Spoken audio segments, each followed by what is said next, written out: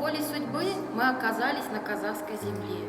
Благодаря отзывчивости и доброте казахов Прииртышья немцы, корейцы, греки, чеченцы, ингуши и другие представители народностей обрели в Казахстане свою родину. На сегодняшний день мы единый народ Казахстана.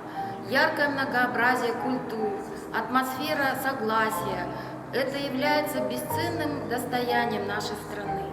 Да будет мир и стабильность в нашем Казахстане.